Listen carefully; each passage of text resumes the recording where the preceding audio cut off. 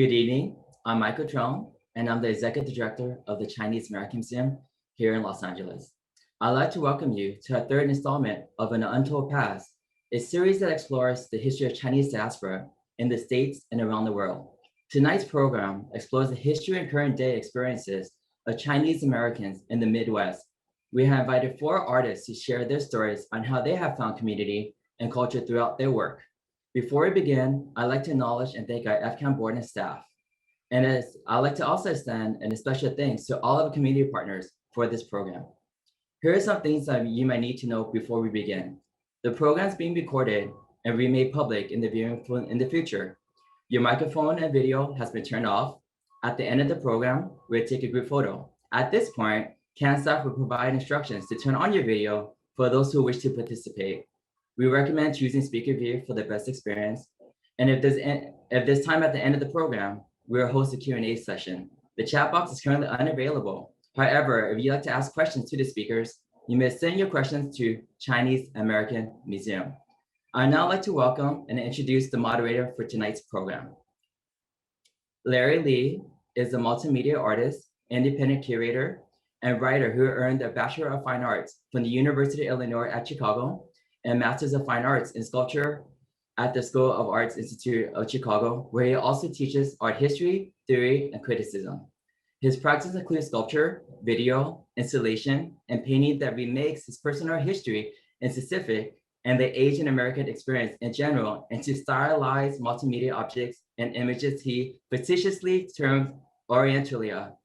His work has been exhibited in Chicago, New York City, San Francisco, Philadelphia, Dallas, Houston, Cleveland, New Haven, and Glasgow, Scotland. In addition to his curatorial project, Molar Productions, Lee collaborates with his painter, Jason Duda, to perform as the International Chef of Mystery in a long-running video series available on Vimeo.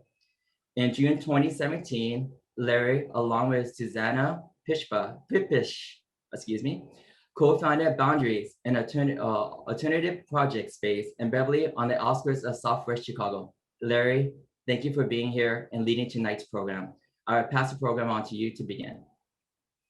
Thank you again, Michael, and to the ChineseAmerican Museum of Los Angeles for giving me this opportunity to chat about where I come from, where I live, and who I am, along with some of the people who I've asked to join me today. So right now, I'd like to welcome the other panelists by introducing Chien-An Yuan. I'm about to take off my glasses for this because I can't read his bio here. Chien-An Yuan is an interdisciplinary artist, designer, and educator based in Ann Arbor, Michigan. Yuan runs 1473, a record label specializing in improvisation, electronics, and collaboration. He is also a founding member of Is/Land or Island, a performance collaborative comprised of AAPI movers, artists, and collaborators. He currently sits on the board of directors for American Citizens for Justice, a nonprofit organization in Michigan that conducts public education, community advocacy, and provides legal resources to victims of discrimination. His work has been featured in the New Yorker, Chicago Tribune, Chicago Reader, New City, Salon, Art Slant, Huffington Post, and WNYC. Past performances and exhibitions include Detroit Institute of Arts, the Contemporary Arts Center, Cincinnati, the School of the Art Institute of Chicago, Gene Siskel Film Center, the Museum of Chinese in America in New York City, Syrup Loft, the Joe B. Art Center, the Asian American Cultural Center of the University of Illinois at Urbana-Champaign, Hyde Park Art Center, and lastly, Gallery 312. Whew, you made me read a lot there, Chen. Welcome, buddy. Good to see you.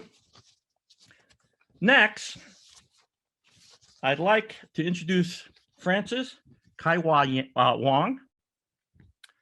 She is a journalist, essayist, speaker, activist, poet, focused on issues of diversity, race, culture, and the arts. The children of immigrants She was born in Los Angeles, raised in Silicon Valley, and now divides her time between Michigan and the Big Island of Hawaii. She has worked in philosophy, ethnic new media, anthropology, international development, nonprofits, and small business startups. Her writing has appeared at NBC News, Asian America, PRI Global Nation, New American Media, Pacific Citizen, Angry Asian Man, Cha Asian Literary Journal, Kartika Review, Drunken Book, and several anthologies, journals, and art exhibitions. She teaches courses on Asian Pacific Islander American media and civil rights at the University of Michigan, and she teaches creative writing at the University of Hawaii, Hilo, and at Washtenaw Community College. She co-created a multimedia artwork at the Smithsonian Asian Pacific American Center, Indian American Heritage Project Online, and Traveling Art Exhibition. She is a 2019 Night Arts Challenge Detroit winner, Marguerite Casey Foundation Equal Voice Journalism Fellow on Poverty, and Keefe Center for Civil Rights Detroit Equity Action Lab Race and Justice Reporting Fellow on Arts and Culture. Frances, glad you could make it. Love that we'll be talking some more. My last panel member is Jave Yashimoto. He is an artist, educator, and of multicultural background. He was born in Japan to Chinese parents and immigrated to California at a young age. Yashimoto has traveled and lived in various states, which influenced his artistic practice. He believes in creating artworks that are socially conscious and true to his authentic self. Pardon me. Yashimoto has received his Bachelor of Arts from the University of California, Santa Barbara in studio art, his post-baccalaureate certificate in painting and drawing, and Masters of Art in Art Therapy at the School of the Art Institute of Chicago, and his Masters of Fine Arts in Painting at Syracuse University. He is a recipient of the 2015 Joan Mitchell Foundation's Painter and Sculptures Grant, which he used to travel to Nepal and Lesbos Island in Greece to research on topics of human crisis, survival, and resilience.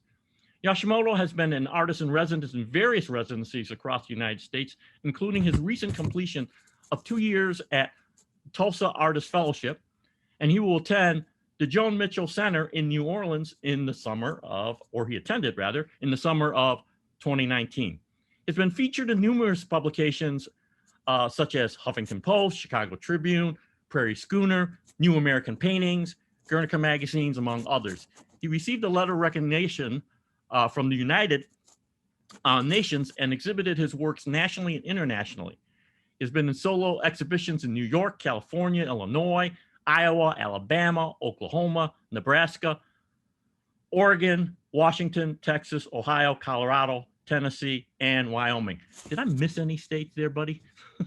I probably did. I don't know. Yeah. He is currently a foundations coordinator and assistant professor of art at the University of Nebraska at Omaha. Thank you all for joining me. So right now, what I'd like to do, pardon me, is, well, where do we start our assorted facts and figures about Chinese Americans in the Midwest, hopefully to offer some pretext for our panel discussion. According to a 2015 study by the Pew Research Center, of the top 10 US metropolitan areas by Chinese population, Chicago, where I'm from, ranks number 7 with 124,000 outside of either coast. Of course, New York, Los Angeles, and San Francisco win, place, and show with 798, 604, and 519,000 respectively. So not bad for being the middle, which begs the question of how did we get here? What is this story we are part of? Well, not knowing much except my own family history against the larger timeline of Asian American history, I consulted the experts. That is, Googled and discovered most of the prevailing scholarship written about Asian Americans in the Midwest characterized the region as a quote unquote vast banana wasteland. Chinese Americans have lived, worked, and built communities in the Midwest since the late 19th century.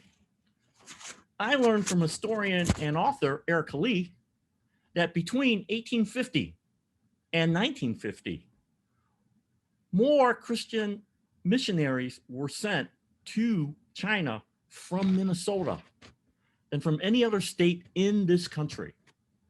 Those missionary ties directly led to Asian migration to the Midwest. Chinese immigrants were sponsored by churches. And the Young Men's Christian Association, YMCA, to come to Minnesota. And both institutions helped the newcomers to learn English and assimilate to their new surroundings.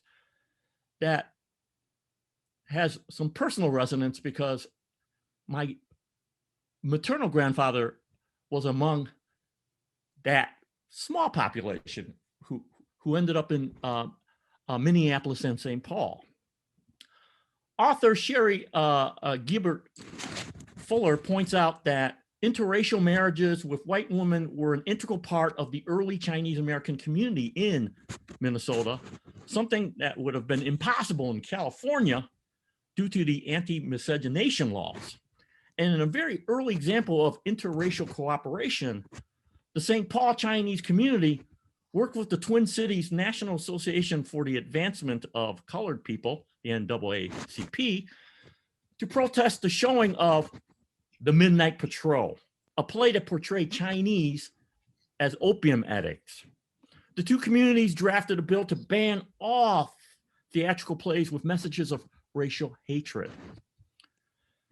Lastly, final tidbit, calling themselves Chinese Americans nearly a century before the Asian American movement of the late 1960s and 1970s, activists Wang Chin-Fu and his Chinese American Voters League agitated for citizens' rights of naturalized and American-born Chinese in Chicago in the 1890s, even getting an Illinois representative to introduce legislation to Congress on their behalf.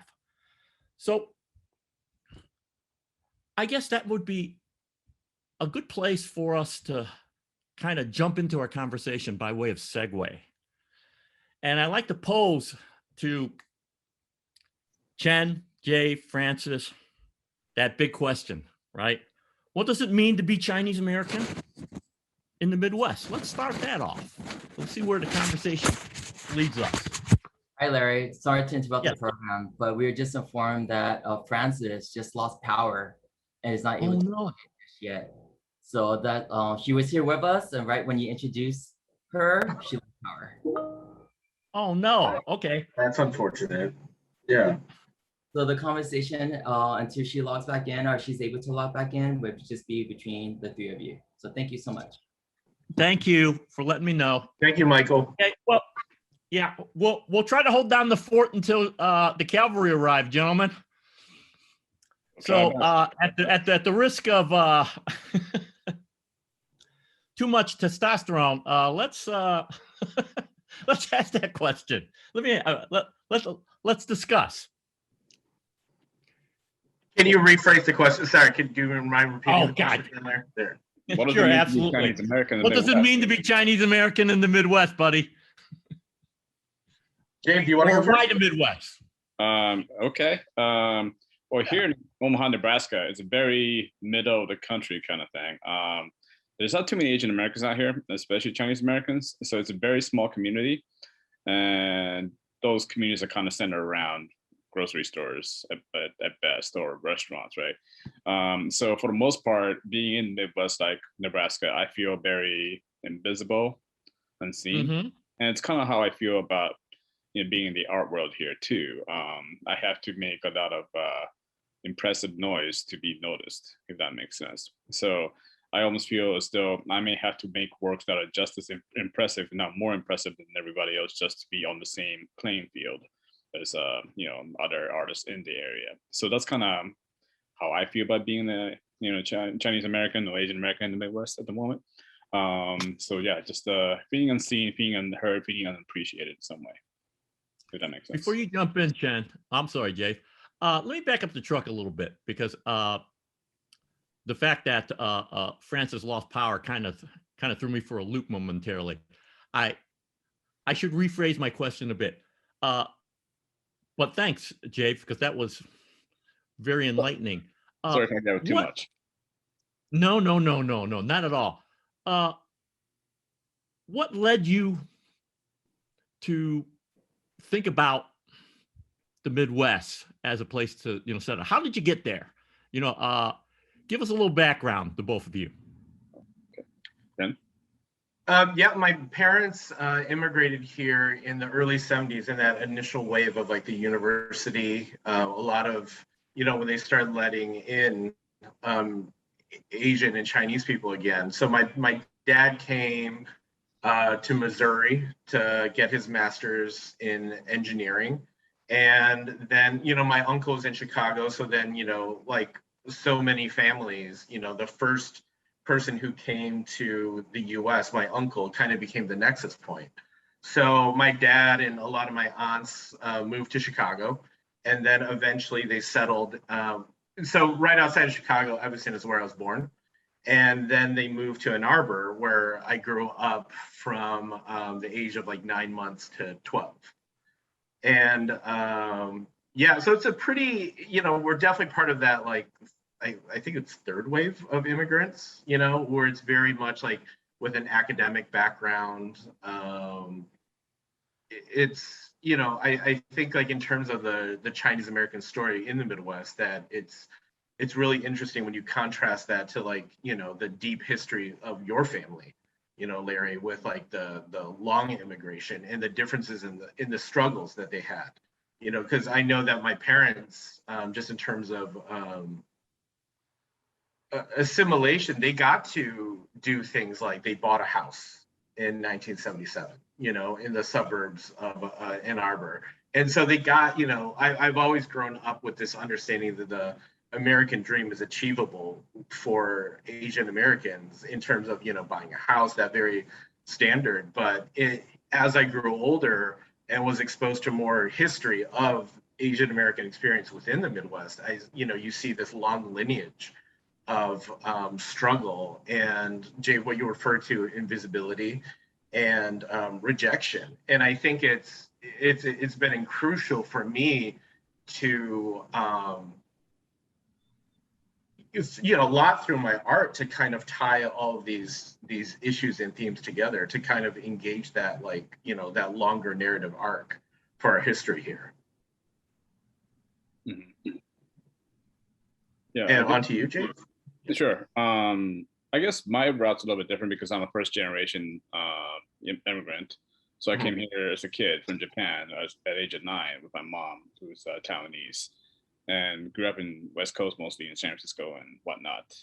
I never thought about Midwest because I didn't know anything about Midwest up until my adulthood when I went to grad school in Chicago, obviously. And then I'm like, oh, there's a very large, nice city here kind of thing, right? And the biggest difference was it's affordable compared to West Coast or East Coast. So like, do I want to live in San Francisco? Do I want to live in LA? Do I want to live in New York? I can't afford those places, right? And Chicago was the first affordable city I lived in. And I'm like, wow, I can get so much, apartment for $600 a month back then. I'm like, this is amazing. And then, moving to different parts of the country and then seeing the different, living qualities, and eventually settling on a job here in the Midwest, I could still have a decent quality of life. It's just not as many as amenities, like say Chicago or some other larger cities. But it's just an interesting question. Like, well, how much do I want to connect with my own culture? How much amenities do I want versus like, how comfortable do I want to live in? So not to go too far off the topic here, but I was just in Dallas like this past weekend. I saw a lot of like Asian like supermarkets and which we call it, the strip malls and whatnot. And I felt immediately connected there all of a sudden. Like, well, these are my people. And it got me very excited because I don't see that in Omaha at all. So there's a desire to certainly be part of that larger community, but at the same time, like how much freedom, how much, independence do I want?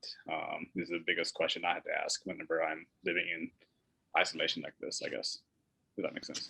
Yeah, I would add something is that, Jave, going back to what you're saying about like why we're here is, I think part of what's kept me in the Midwest and why I feel like I'm a Midwesterner through and through is kind of the DIY ethos as well. I think as a kid, after a number of my parents moved to Cleveland, and that really changed my life because that was a pretty jarring experience to go from, a diverse community in Ann Arbor to like the western suburbs of Cleveland. But, and it's there that I, learned about a lot of these DIY scenes that emerged out of Midwestern cities. So like Detroit techno coming out of the Black communities in Detroit, and then Chicago house coming out of the Black communities, and then how Chicago house evolved, and all these like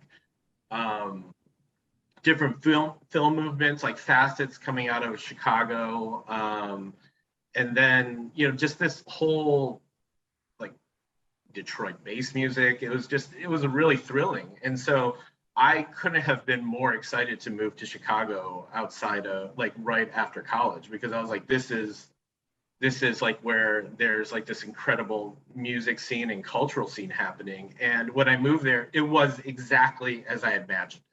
In my mind, being stuck on the west side of Cleveland, I was like, there's so many exciting things happening, and people are building it themselves out of nothing, and it's always inspired me and continues to inspire me, because I just meet all these and I meet a lot of like Asian American artists who the next generation, and they're all creating their own stuff, and it's like, this is they're couldn't be more excited, very thrilled to still be here. And I believe that's when I first made your acquaintance.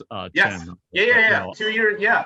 I mean, a while ago, right? Yeah. It yeah, was about 20 years ago. 19. Is my math right? Yeah. So, in finding community, in seeking out networks, it allowed you to also embrace culture again. Yeah. Right. Because absolutely, 100%. When we met, it was on the formation of the Asian American Artist Collective here in Chicago back in 2001, right? Yeah. You have some great stories about that. Share. Well, I mean, we've talked about this before, privately, but one thing is that, when I went to college, or even, hanging out, I have a brother who's 4 years older, and he, at his university, like there were these Asian American clubs, and they were, not the most inspiring creatively. It was just, a lot of like Disney songs. I remember a lot of Disney songs. I attended a reception with my brother of his groups, and so I was never really inspired, because they would all get up and sing A Whole New World, and I remember sitting there at his college and then in my college being like, what does this have to do with our experience? Like, I feel so disconnected from these people, like as an Asian American, I'm like, I have no idea what they're going on about. And it wasn't until I joined the collective and, meeting Larry and, a myriad of other fantastic artists, that I found community, because it was just like, these are the people who are willing to challenge themselves about not just identity, but what community is and what an Asian American community of artists looks like, and what do we talk about, and what do we how do we challenge ourselves not as just artists but citizens, and engage with the communities. And it was pretty much easily one of the top 3 most important things that's happened to me in my life. I mean, I've made lifelong friends, Larry, and I can name them, but nobody knows them on here. But if I could point, but like, it was quite an empowering experience. Oh yeah, that was the brainchild of Anita Ali and Marlon Esqueda, and there were other people like Laura Kina, names that resonate, especially if you're from Chicago and Midwest. Although the 2 who I named have since kind of parted for the West and the East Coast, or the Pacific Northwest and the East Coast. But their energy was to try to mirror what was happening on either coast, and that's very specific to how we can talk about the Midwest and what defines being in the middle. I've had conversations because I was probably in my late 20s, early 30s the first time I went to the West Coast. Like, I am probably the only person on this panel who is a native-born Chicagoan who grew up in South Carolina. So I never got a sense of that sense of belonging that just is like this automatic identification that I experienced the first time being in LA or in San Francisco.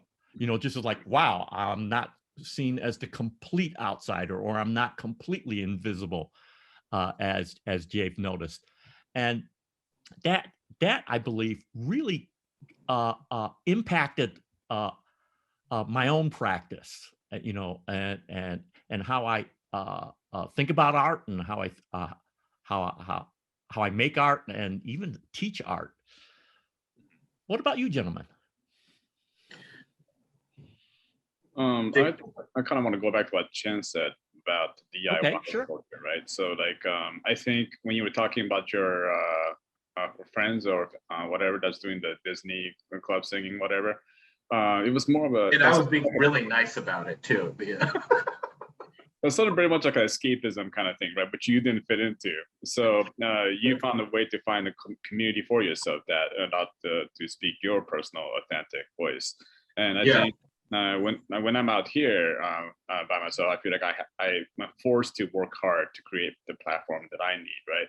So I think being a creative Asian person in the Midwest, that's what we rely on, our own independence, our own will to push our creativity or career forward in our own ways that makes sense. And next thing you know, totally. Yeah, I mean, I would say one thing is, which was really critical to that, to joining the collective, was that I was really skeptical beforehand, because I think one thing is that when you're doing art independently and you are like DIY, you're pushing yourself, that you're skeptical of what other people are doing, because you know how tricky it can be, And so I've been very open about this with members of the collective, but I sent a friend I met Sam at a party, at a gathering, and he was like, oh, you should join this collective. And he was telling me all about it. And my face was like this the whole time, like, okay, like, sure, artists, great. And so I told my friend, I was like, look, there's this artist group. Can you go and check it out for me? Like, let me know what this is. Because, if I walk in there and they ask me to do piano accompaniment for a whole new world, I'm out. Like, I'm out. Like, Chien out. And then he messaged me back, he's like, these people are really inspiring and great. Like, you really need to come. So, you know, it took that experience for me to join, and it totally, I would say it opened me up as an artist too, you know, like being able to find people where you could engage and discuss openly and honestly about all the obstacles and even like a lot of self-doubt that you have as an artist, right? Because like, if you're not on the coast, it's, you don't have any people to kind of bounce ideas off of, you know? Right. So you're just like, it's not imposter syndrome, but it is just general artistic doubt. Like, is what I'm doing, is this like kind of like, is it kind of within the right wheelhouse? Mm-hmm. Is it going to connect with people, or is it really just about like me? Because no one wants that either, you know? And so being able to sit there over, I wish, Larry, that people had been able to film a documentary series called like Dinners with Larry, of just like sitting with Larry and, you know, our other friends, John, Sam, Greg, and just really Marlon, and just talking about what it means to be an artist, you know? And these conversations would go on for hours and hours over food. So it was like some of the most enjoyable nights, social nights I've ever had.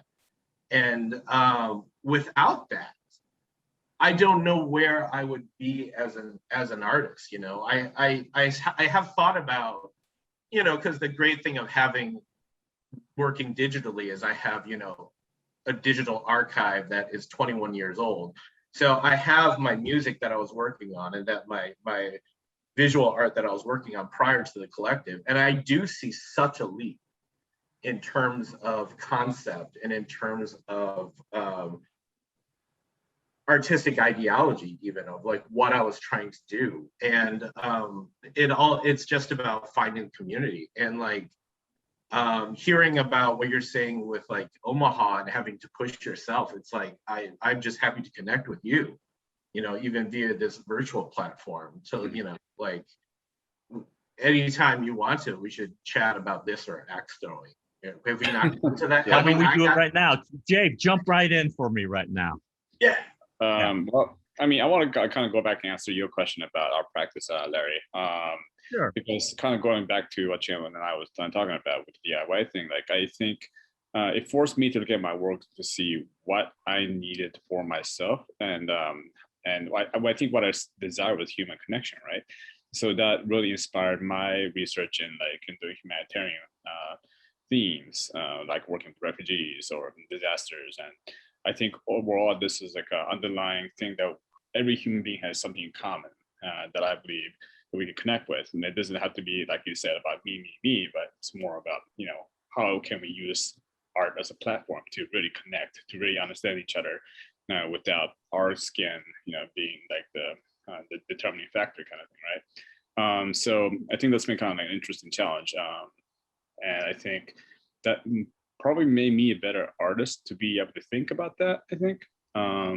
Because it may be more empathetic to more individual stories, and it really doesn't matter where they were from.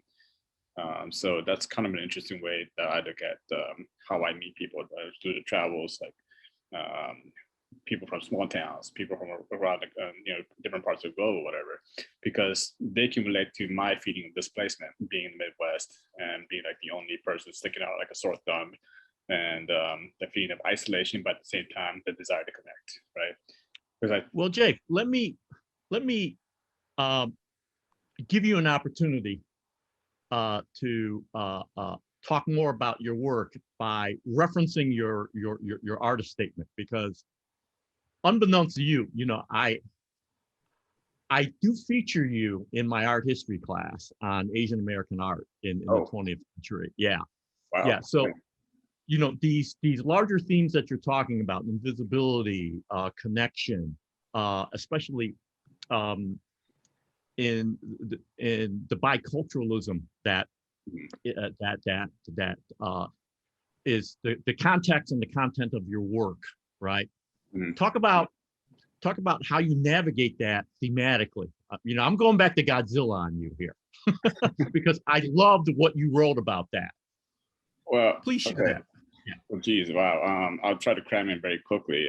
So, in all my paintings, I have Godzilla in the paintings, partially because I'm making reference to my childhood culture, having born and lived in Japan, and then this monster that everybody kind of attacks.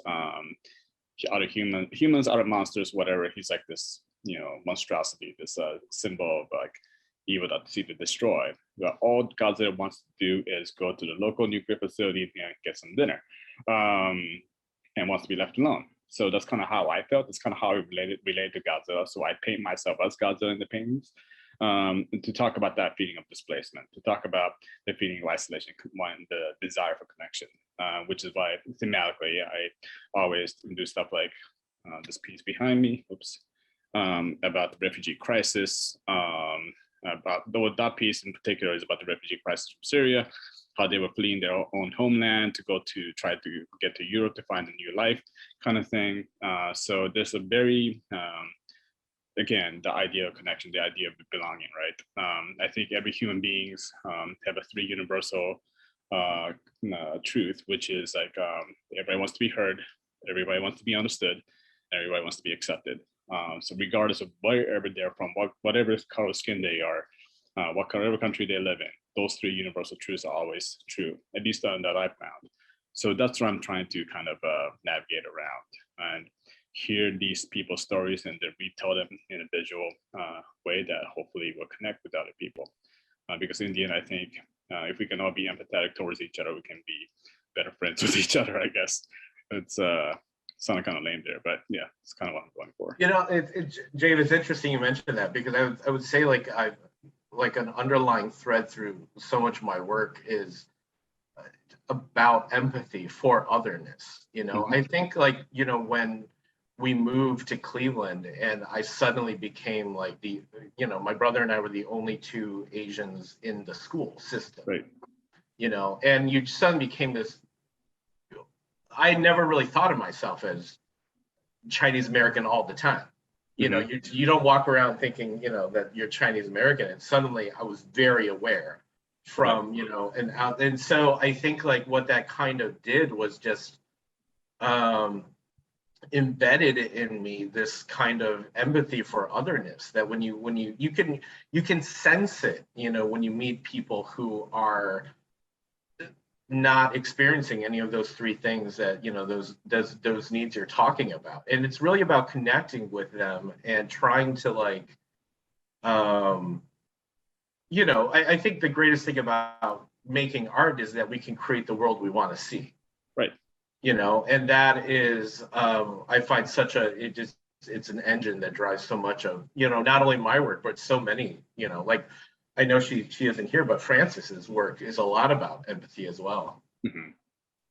Yeah. How does that mirror or refract from our Midwesternness? I mean, in my mind, I think that plays hand in hand because the both of you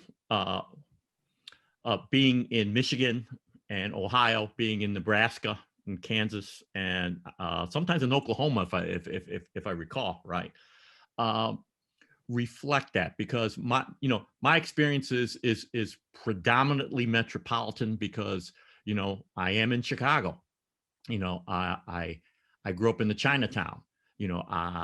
So what I experience is probably a more condensed version of the Chinatown experience in San Francisco and New York, because it's really kind of like a smaller version of that, because it's geographically one of the smallest Chinatowns, in a large city in the United States.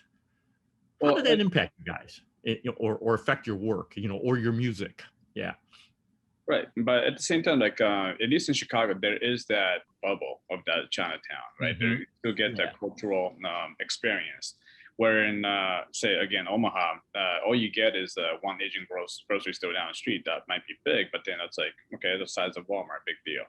And if you're an Asian in Omaha, and that's all you have, what kind of connection do they really have with the Asian culture, right? Because like you, Larry, I grew up in San Francisco. In Chinatown in San Francisco.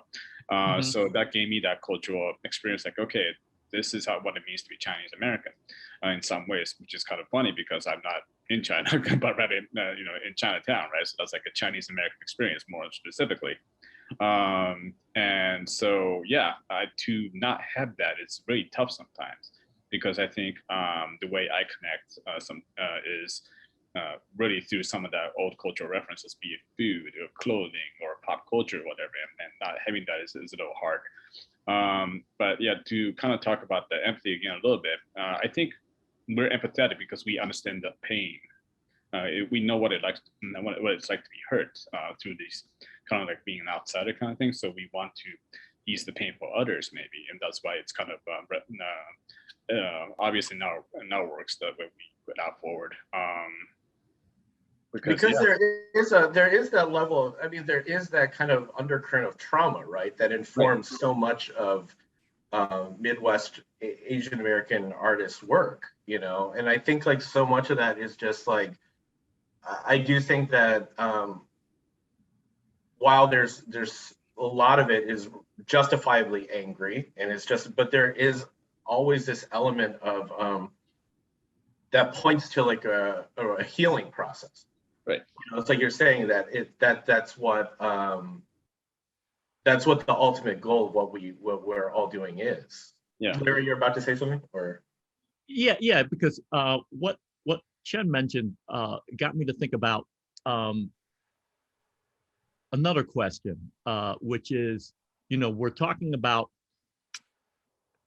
being Chinese American. We're talking about being Midwesterners. How do we connect to the Midwestern community that's non-Asian? Mm-hmm. How does that impact what we do and how we make? Well, one observation I made in Nebraska is that there's this the terminology Midwestern nice, right? So it's they're nice on the outside, they are very friendly sounding, but being nice doesn't necessarily mean they're being kind. So a lot of the conversation can be passive or even passive aggressive, and no real, you can't be honest or curt, I guess, because that would cause conflict, and the conflict can get ugly. So this is almost avoidance of conflict in some ways, and especially in some Nebraskan culture. It's not to say that they're not wanting to talk about it, but it's just very hard to get to the core of things. So that's one thing that I noticed, at least in, say, Nebraska or Omaha. But Chicago, that's a whole different culture too. I mean, it's a huge city, right? People are more direct and people are a lot less nicer, and so I think it really depends on what part of Midwest you're in. Like if you go to Kansas, even northwestern Oklahoma, it's a whole different story. But yeah, small town versus big city, it's still like a huge difference in Midwest too. Jen, what do you think? Yeah, I would say like one thing is with the digital record label I do, 1473, the whole core of it, the core is to showcase experimental improvisational and collaborative music. And what I've noticed, and when you look through a lot of that kind of media, they always focus on mostly white men, and yet some of the most exciting musicians I've met have been women and women of color and non-binary artists, and of course, also white dudes. And it's like, for me, part of like an unintentional goal of the label is to kind of just showcase this world of exciting experimental music that I find, and it's so diverse. It's so diverse, and I've met certain artists who I don't realize. I know it's a kind of weird thing to say, but I don't think they realize how powerful their work is. Right. And there's a couple of the recordings on the label where I'm just like, they aren't part of like the canon or the traditional path to get there, but they're producing just this extraordinary stuff that only comes from being an outsider. And I'm not saying you have to have some kind of outsider identity. It's like to be on the label, but I find like all of the artists on the label, no matter where they're from, to be really inspiring. And it's, you know, if I can in some way just kind of create this microcosm of aesthetics and a welcoming space for artists of color, of any gender, of any background, to kind of showcase their more experimental, weird music, then, you know, I feel like I've made a small like a small imprint on the world. Yeah. Hey, Chen, Larry, can I ask a little tough question here? Yeah, go ahead. Yeah, so just to that point that you were just talking about, Chen, sometimes I've run into situations where I've had conversations with people, be it in person or online, like, why should we include minorities in this kind of show or whatever, right? Like, they shouldn't be in the show just because they're, say, Asian or female or whatever. And I've heard those things over and over again under a number of circumstances. And, you know, I myself doesn't want to get in for the, you know, obviously the strength and the quality of my work, but at the same time, I also know the importance of, you know, having representation in shows and whatnot. So when those situations come up, how do you address, you know, the people who are giving those like negative feedbacks, like, hey, you know, I think it's important to keep these people in, as opposed to they should not be just because they're minorities. If that makes sense. Yeah, that's a fascinating question that you raise. That was probably one of the reasons why I decided to go back to grad school, right? Because I found myself in situations where people would be a little suspicious of the work because of the specificity of content or context that seemed very direct and about something that was probably, you know, culturally outside of the experience of the viewer, right? And sometimes I'm not sure if that's more political, right? In other words, just because it's not within that, you know, that experience. I mean, which is kind of intriguing, because then you know, the whole Midwest pathos is generally conceived of as conservative, right?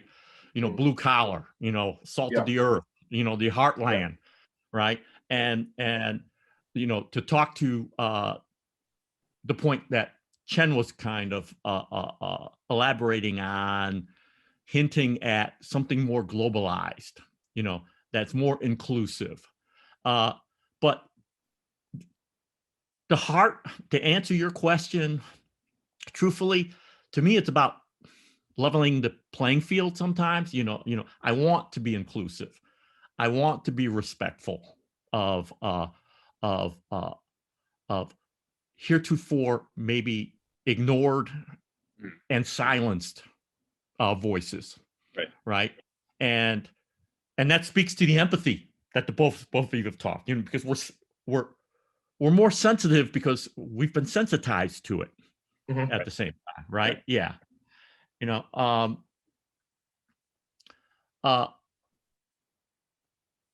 I think that's probably, you know, the next question I'd like to raise, you know, outside of audience is you know, how does politics play into the way you make work? I mean, aside from, you know, liberal or you know, more towards attitudes towards conservative audiences sometimes, or in this case, non-Asian audiences. Not saying that they're all conservative, you know. Yeah. Yeah, I think a lot of it is first recognizing, like Jave, you're saying, like when they ask that question, is that people, I think it's a good step that they're asking that question, because it means that they are pushing themselves toward change, right? It's kind of like, I see the skepticism on your face. But yes, sometimes, but yeah. not always. Not always. But it's like, but I think like I have to believe that people want to change, and you know, maybe, you know, some are like micro baby steps, and some people want to make change in leaps and bounds. But I do believe that people want to do better, and people want to see the world as a more inclusive place, because you're kind of like, to Larry, your question is like, the conservative, I don't even know how to engage certain aspects of it, because certain aspects of conservative ideology now are about fully retaining positions of power, right? That is like, it is like, we've had the power, we want the power, we will do anything to keep the power. And so it's like this whole gatekeeper culture. But I do believe that people really, you know, just looking back on the question of inclusion, what is the downside of inclusion? I've never been able to find like a real, like, what is the downside of having curiosity, you know, of engaging with other cultures? In my life, you know, through my parents taking us to try different restaurants, or when we were in school, part of the escape for us in growing up, you know, in the Western suburbs was my brother and I would just go to the Cleveland Cinematheque, which would show like world cinema, experimental cinema from all over the place. And I have to give a major shout out to Chien-An Yuan, who was the chief curator of the Cleveland Cinematheque, and his entire staff, because they played all kinds of movies from every country imaginable that they could get you know, any kind of licensing to. And it opened up a whole world to me of, you know, not just Asian cultures, but they did show a lot of like Hong Kong films, you know, and which otherwise would have been impossible to see. And, you know, you would see like Czech movies, or you would see like movies from, movies from Africa. And it just, there's no downside. It's not like that's part of like the thing of like, when people are like, well, why would you, like, people who don't watch foreign films or watch movies in other languages, like, I've never understood what they're afraid of. You know, if you watch a movie, and you're so worldly, baby, because on the flip side of the point, I found myself being oddly Chicagoan in embracing its own cultures and histories. From the peculiarities of its vernacular, you know, to having to, in high school, read The Jungle by, you know, Upton Sinclair, and then getting into like Studs Terkel, you know, getting that sort of brusque, tough,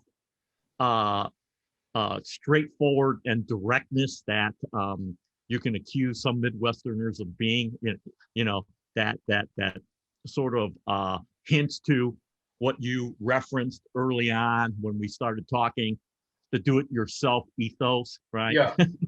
Yeah. Well, if I may jump in here, like I kind of want to give perspective from having lived in small town America, right? Because I have a house. Please do. Yeah. I have a house in Polk, Nebraska, which is a village of 300 people, and my first teaching job was in Northwest Oklahoma and Alva, Oklahoma, which is like 5,000 people. So whenever I met people there in these small towns, they don't want change. They want their comfort, you know, what they know. And the biggest challenge for me teaching there was trying to bring in new ideas, like, hey, can I start an artist residency? And people were like, oh, we don't have money for that. Okay, can I bring in this dancer from Pakistan? And they're like, what? Why? Right? So I get all these like really weird looks whenever I have new ideas to bring in. And obviously, yeah, I love new ideas. I love to expose people to more things. But when I met such opposition, it was really jarring for me. And it is hard. I mean, yeah. And yeah, I mean, by opposition, I mean, you know, it's the 800-pound gorilla in the room. Let's talk racism, right? well, it's not so much racism, yeah. just the lack of knowledge. I mean, I don't think they mean to be racist on purpose. Like, yeah, I walked into the McDonald's and they said, "Hey, you're the new professor, right?" I'm like, "Yeah, I am." Let me guess, science? No. Let me guess, math teacher? No. I'm an art teacher. Like, oh, okay. Even walking into like getting my new tires, the guy's like, "Oh, hey, you're the guy from the Iron Chef, right?" Like, what? They don't mean to be racist. It's just like, they mean well, but it's just not the right thing to say. Again, I think, yeah, that does point to a larger, I mean, if you really want to expand into, like, because it's the real battle within the culture, American culture, is between Philistines, which is kind of built in and encouraged, Philistine ideology of just like vote. How many times did, after a movie, you're like talking about the movie, they're like, why can't you just watch the movie? Right. Like, why can't you just enjoy the movie? And it's like that, when people ask me that question, I'm just like, we're not going to be friends. Like, this is like, and unless there's some kind of like, I see some kind of indication that they like are willing to change or open up a little, because if they are that closed, if they are that closed off to new ideas, I think that there's sometimes that's when it's like there's nothing you can do. Right. It's like, what am I gonna? Yeah, it's right. Like, yeah. I'm just saying that unless they're willing to go out, like some of the students have moved on to Seattle or Chicago. Yeah. They open their minds, but when they have that particular comfort, they're not willing to leave it unless there's something really makes them want to do it, right? So that's why it's hard to. I mean, I'm seeing as the like super liberal professor, but if I'm out in Seattle and they're going to see me as mildly conservative, right? Because I'm like, wait, I live in the Midwest, so the ideology of would be really different, because I'm trying not to offend as much as I can around the people I live around, be it white people or Black people, Hispanics, or whatever. I mean, in my own community, I'm like so reserved because I want to protect myself as well before I say anything that would start caught up huge verbal. Well, I think that's one thing that I would say is that about being an artist of color in the Midwest is that it can be exhausting. Right. It's exhausting to deal, like you say you walked into a McDonald's and was questioned about, like, that sucks, dude. Like that, all your the kid was friendly. I mean, I know he didn't mean any harm. I know, but that's like it's that kind of thing where you're just trying to do simple, you're just trying to live your life, and it's like this kind of like hostile engagement. But what's tricky is hold on. Yeah. Let me give this one other example. I walked into Walmart, right? I saw this probably like a 4 or 5 year old girl just stare at me blankly. She's like, "What is that thing?" Like, looking at me like she didn't know what was going on. So her parents had to come grab her and like drag her away from staring at me. Her eyes were totally fixated, and like she didn't know what I was. And so that was like a really fascinating experience, right? So it's like it's not what they're not taught. Wow, that sounded like just like a made up story, because I mean, like it began with at Walmart. Wow. No, but that, you know what? Yeah. I'll no, tell you, true, like, true, yeah. Hey, we should also watch the time, because I think do we need to answer questions soon? Oh, do we? Michael will ask us to jump in about 4 minutes or so, I believe. Okay. 8:05 is when. No, but that's a real thing though, because whenever I'm in like Southwest Ohio, and I walk into a Walmart, and you will stand out, and I'll tell you, like, the exhausting part is that I find that I have to turn on this like social personality of mine, that I feel like I have to kind of diffuse it, right? Because it's like you have either that choice, right? You're on the razor's edge of being like totally annoyed by this, because you know it in your gut when you're experiencing it, because it's not because they're like, that guy needs a haircut. It's because they're like, what's this dude doing here? And I have to like ramp up the like amicability. I have to ramp up like just engagement, and then like put them at ease. And then when I get back into the car, I'm like, then I get annoyed, because like, why is it my job, Right. to put them at ease. You know, I'm the one who is like made to feel unwelcome. Right. You know, and that's the exhausting part. And then you just kind of have to be like, all I need to get was toothpaste. I just want to get in my car and go. Gentlemen, I have to cut everybody off right now. When I say everybody, our conversation, because Jave, it is time. I think we do have a lot of questions to address. So I'm going to switch over to the Google Doc that I have open here. Yeah, well. I mean, I see a lot of questions on the chat box too here. Whoa. There's quite a few. And I think at least I tried to do my best to try and kind of sneak in some of these questions into our conversation as it was ongoing. But are there any that stand out that you want to? Well, let's just start with the newest question here. I have 2 young women in the family who are adopted from China. They experience some things also. Okay, that's not a question. Can someone talk about Frances Kai-Hwa's work? I can. Yes. Yeah. Frances is an amazing writer, poet. And I think she does installation work as well. We're both members of the Performance Collaborative Island which is in Chicago and Ann Arbor. She has a new book coming out this next spring, which I wish I remember the title of. But she is also a journalist, and her poetry is fantastic. And I would ruin it if I read any of it out loud, so I won't do that. But I will say, check out her website. Her CV is pages and pages long, all well-deserved. Yeah, she's great. I wish she were on here. Her voice is definitely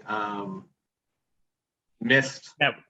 Yeah, correct. Please check out our website. I think the website's link is already in the chat box, so scroll up and find that link, please. All right, let's go to the next question. Have you ever wished you weren't Asian? Oh, no. No, no. Okay, Larry? No. In moments of confusion when I was under the age of 10, right? Growing up in Chinatown, seeing the disparity between, how the Chinese community, the Chinese American community, seemed to be, isolated. Some people would say it was xenophobic. I never felt that way. So there was always this kind of like yearning to be somebody else. Right. Yeah. That eventually settled because I just found out more about my culture. Right. Yeah. And pride of what was being communicated to me by my parents. Yeah. That became less of just parenting and more education, right? Grow comfortable. The funny thing was, I moved from Chinatown to a predominantly Swedish neighborhood, and said, hey, I want to be like them. But that's kind of like karaoke, right? You always want to be somebody else until you grow more comfortable in your skin. And I'm very fortunate that I was instilled with those rock solid Midwestern values, that played up my Asian heritage too. Being Chinese and knowing what that long history of accomplishment entailed, right? I mean, serendipitously, my parents would always get these like boxes and boxes of VHS tapes from Taiwan, right? And they would just be like sometimes like 10, 12 hours of like Taiwanese TV. And then, so my brother and I always grew up as kids watching like Jackie Chan, Jet Li movies, Chow Yun Fat movies. And so I was never lacking for like a lack of like Asian representation. So when I see, when I see all the, like people, Asian Americans saying like, oh, I didn't have any positive like role models in cultural role models, I didn't see anybody. I'm like, oh, we're pretty lucky, because I'd like the John Woo movies. I was watching all of those through like middle school and high school, and those made an indelible impact on me, you know, of just like the coolest actor in the world is Chow Yun-fat. Right. And you may not know it until I used to, in high school, my history teacher, who had totally checked out, would literally let me play John Woo movies on the TV in class. And I would show all the action scenes to my classmates. And I was like, can you believe this? Like, this is you millennials. Oh my God. Oh, I mean, Jeff, you're talking VHS tapes. I never had that. I mean, I had to go back to the old magazine. Hey, let's move on to the next question here. Yeah. I have a question. Hey, I didn't even get to answer my question. Answer that question. Yeah. Sorry, Dave. Sorry. But yeah, go ahead. Go ahead. I just answer very quickly. I was resentful for my own culture when I was a teenager because I had abusive parents, so I saw that negative aspect in my own culture, which I want to get away from. Well, I'm sorry, dude. But that was, way back when. Doesn't matter. We got to move on to the next question. Let's see. No. I have a very intriguing one here. Okay. Right. Is it off the list? Okay. How did the COVID-19 pandemic, particularly being a Chinese American, impact each panelist's creative process artistry in the past year? Mine sucked. I stopped making art because honestly, I came down with I got diabetes, and then I got COVID, and then my wife left me. So yeah, my creative energy just went down the tank. Dave, I'm sorry, dude. No, it's okay. But what I feel very fortunate about is that I had enough momentum carrying on to this year that all the opportunities were still there for me to still exhibit work. So people are approaching me for shows like, oh, well, I haven't really made anything new in the past year, but okay, cool, I'll be part of this, a part of that, I'll be part of this talk, or stuff like that. I'm like, oh. Yeah, so I'm grateful for that because that kind of keeps me afloat. And obviously my other hobby, it keeps me afloat too. But yeah, it was very tough for me personally. Hobby, okay, all right, we got to stop you right there. Yeah. Jave won 3rd place in axe throwing recently. Hobby, huh? Okay, so I'm a competitive axe thrower. I do it. I'm a semi-pro, I guess, but yeah.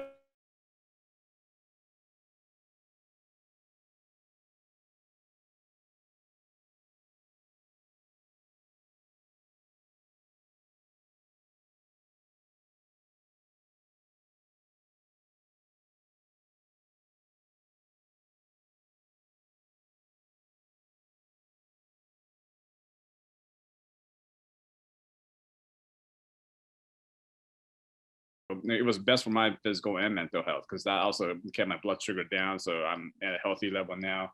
And it's been fantastic. Just it's nice to have some kind of outlet aside from creative outlet. So I recommend that for anybody, not necessarily axe throwing, but any kind of self-care is very important in our own creative practice. What about you, Chien? I mean, Jave, I hate to say it, but mine was not too shabby because it's with my wife and kids, we're all at home all the time, and I think I just really recognized how important it is to know that everyone's safe, and that kind of informed a lot of my work, like really just looking at like keeping in touch with people, like reaching out to people and other artists. And even though my personal like artistic output slowed down, I will say at the very beginning of the pandemic, there was a lot of, a considerable amount of anxiety about everything, I think, along with everybody else. But just being able to connect with other artists, like, talking with Larry, like you and I had a really good Zoom call, and then Zooming with our mutual friends from like the collective and then other artists, just being able to talk about art. And all my art is digital anyway, so it kind of fueled me to with the dancers in the in Island, that we started making these kind of like isolation videos, which was, it was good to kind of like create our own art and kind of push things, keep creating stuff. But overall, I think like I've just that kind of security with my wife and kids at home, and that put me in at least in a safe mental space, you know. And I think towards the I end, also like, recall, Chien, that you reached out to a lot of your circle of friends, me for the included. label, yeah. For the label, we I you know, there was a certain point, I think, in the middle of last year where I recognized that there is something. It became like a cultural moment, right? And I reached out to so many artists I knew to just send a little sound file of what their world sounds like, you know, because as the title of the compilation, it was The World is Changing Has Changed, which came from an artist I met right before the pandemic, this amazing sound artist in Detroit called Ju-Wan Park. And he wrote that to me in an email, and it resonated so much, is that when, you know, to be able to capture a moment when you know, culture is in flux, just what does that sound like? And it's one of the things I'm proudest of on the label, because I've listened to it through months later, and I think, you know, wow, like you could really, there's all these in particular a mutual friend of Larry and I, of Anne in Toronto. She was battling cancer at the time, and so she sent, you know, a minute of sound of her chemo, and, you know, she passed away later on in the year. And I was, you know, listening to compilation, I forgot about that because I had it on random. You know, that's like a minute of, that's a gift to me that that exists of her yeah. Well, amidst all the uncertainty, right, and you know, just the fear of what the pandemic caused, you know, I quickly just accentuated the positive. I mean, I was put in a position where I no longer was employed as an administrator, and just use that to refocus on teaching again, writing, making work. You know, so there's that sounds so Pollyanna, I know, but it also afforded me the same kind of time, because time just became slower and more acute, right? Yeah. And that kind of makes you pensive. But for those of us with that loner gene, right, you know, that's not necessarily a bad thing, because then you concentrate more and you think things out. So yeah, I'm working on numerous projects, you know, back in the studio. So let's move on to another question real quickly here. Oh, yeah. Do you identify for those with those of different generations the same or different? That's from Sue Singer. Great question. Larry, that's your field, isn't it? I mean, I think for me, it doesn't matter if I'm seeing a first generation, seventh generation Asian American, you know, just if I connect to them personally, if we can have good conversation about creativity, art, or just personally, that's all that matters. I mean, I don't see to treat them any different, be it they're Asian or not, if I'm being honest. So it's really about individual connection for me. So yeah, Jen? Yeah, I think like when you meet younger, I think it's in any case, when you meet artists of a younger generation than you know, you'll see a lot of times, you know, from your own life where they were at what stage. You know, like I can see, oh, they're kind of where I was around 1999, or where I was in like 2003. And sometimes a lot of it is just kind of just wait, and maybe they'll never ask, but if they ever have specific questions about, you know, then to be kind of there to, as kind of like a sounding board. Because the world is so different than, just when I was younger, that, it's like how they engage with stuff is so different as well. The amount of just conversations people are having about Asian Americans and, within like the Stop Asian Hate movement, and there's a whole new different awareness, I think, of a lot of like the crucial themes of like the Asian American experience. I don't know, it's hard to say. That one's kind of, yeah. It's funny how we're not seeing when good things happen, but we're easily the scapegoat when bad things happen. Yeah. But yeah, that's true. I mean, Yeah.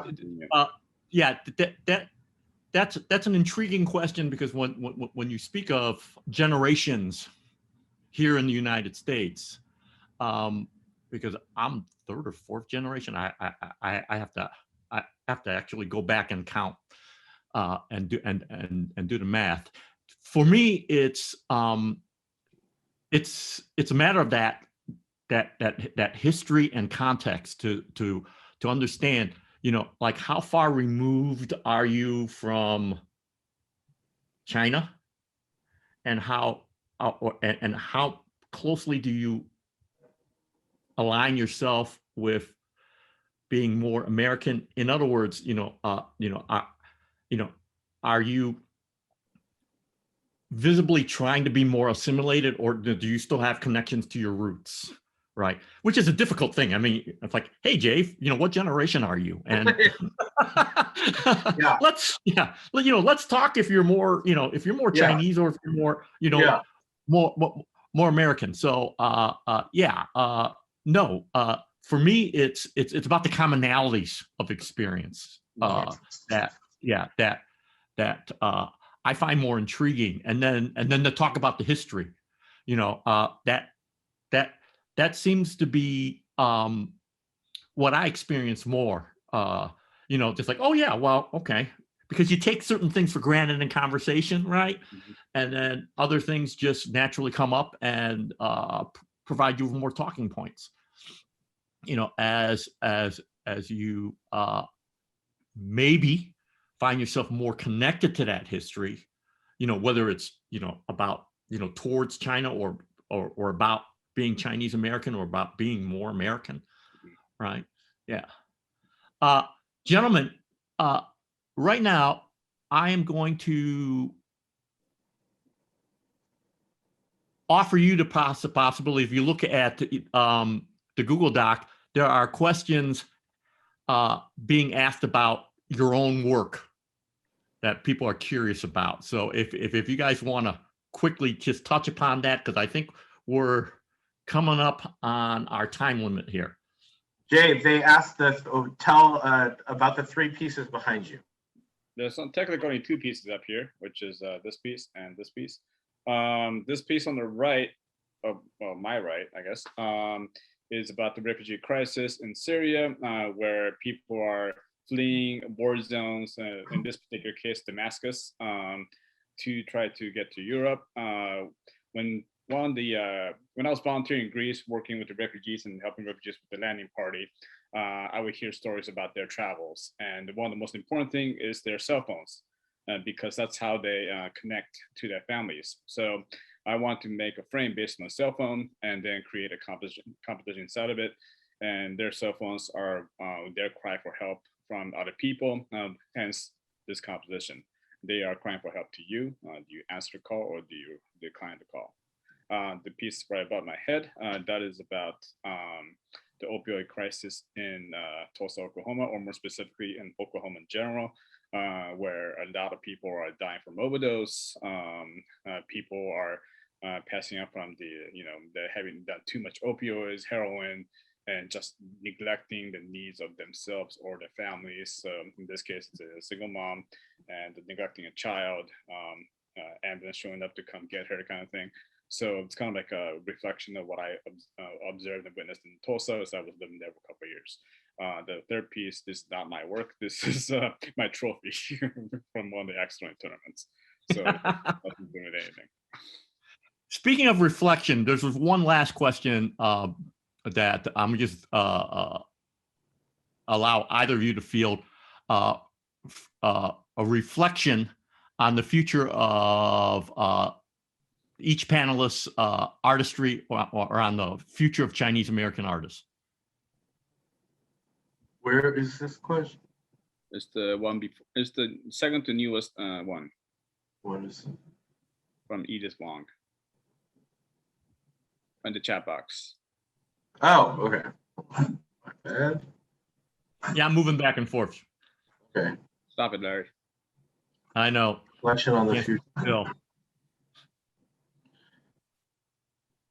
You take this one, Chien.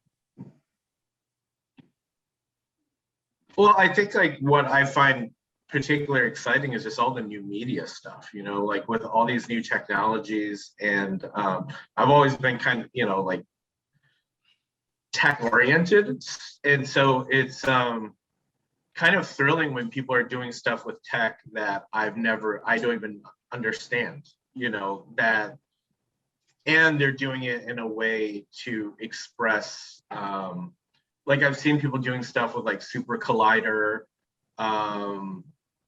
Oh, actually, you know, who like really inspires me is, who is as of lately is like the artist I talked about out in Detroit, Ju-Won Park. Like he does all these experimental, creates these apps that you can, like these sound creating apps. And I'm just fascinated by this kind of like people making new technologies, you know, it's not even, you know, I would say if you just look at things from a music standpoint, from through the 80s and 90s, it was a lot of like, what is the new synthesizer, right? Like, what is the new sound? But now people are creating their own synthesizers and their own sound making devices. And a lot of them are generative. And I think it's opened up this whole new world of what music can even sound like, which I know is kind of a, you know, maybe audacious thing to say, but it's true. There, you know, I'm hearing things I've never heard before coming out, you know, of how people are processing sound or sampling sound. And it's very thrilling. And sometimes it's as simple as the artists themselves are Asian American, you know. I wouldn't say specifically that what they're doing is a comment on, or an comment on being Asian American, but just the fact that they are, the fact that they're pushing technology and innovation into new creative expressions. I mean, that's awesome. You know, I would say, like, Larry, you're probably way more in tuned into the world of you know, I was just actually in Oklahoma City at the Oklahoma Contemporary Art Center, and I saw two Asian American artists, Crystal Campbell and then Denise. Oh, but they're amazing. Denise Strong. Yeah. Ken, I think our time finally ran out because yes, I see there's Michael. Hello, Michael. I know. Hi, Michael. Thank you. You saved well, me. Hey, thank you, Dave and Chien-An, and we'll reach out to Francis. Michael, I'm going to toss it back to you right now. Thank you for letting us just kind of ramble on here for as long as we did. Hopefully, we covered enough of the topic that interests you know, the audience. No, definitely. Thank you again, all of you, for such a great conversation, discussion. And, you know, we definitely miss Francis and hear her perspective on living in the Midwest and whatnot. But, you know, this time I'd like to invite everybody who are still with us to join us on this camp family tradition. We'd love to have this opportunity to take a group photo. So we ask everyone to turn on the video so we could take a group photo. I'm gonna pass over to our intern, Anna, who will provide further instructions on how to provide the photo. Hi, everybody. We're gonna get ready to take the photo. I just asked everybody to turn your cameras on. And if you're having issues with your camera, please use the raise hand feature and we'll be by to assist you shortly. Group picture time. So Anna, when you're ready, please give us a countdown so we are aware of when you're taking it. But in this meantime, I do encourage everyone to follow us on social media. You can find our links on Facebook, on Instagram, in the chat box. So thank you again for everyone for joining us. Thank you for the individuals who reach out to me through direct message. Your messages are very well thought out, and I appreciate your feedback. Thank you. Yeah, I have to go through the chats actually. And thank you to Kamala for having us. Thank you. It was a pleasure. Thank you. Thank you, everyone. And Anna, please let us know when you're ready or when you're done. So does the group picture include the audience members too? Is that what I think Anna, you're on mute. You're muted. Can't hear anything. So everyone is, Anna, are you ready? You're on mute, so I don't know if you're saying anything or not. Yes, we're ready. If I can have everybody just look at your camera right now and give me a really big smile.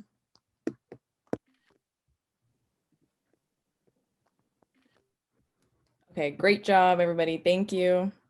Thank you again, everyone. Thank and you. I know Chien and Jave, you were able to say some closing remarks, so thank you so much. But I want to pass over to Larry to see if he had any closing remarks. Yes, thank you for everyone who was curious enough to join us. And in youth, we trust. So I'm looking forward to the next generation of how artists are looking at being Chinese in America. Thank you. Yeah, thank you again, everyone. And thank you to our audience for logging in tonight. We hope you enjoyed the program and join us again on the future installment of An Untold Past. Thank you again and have a great night.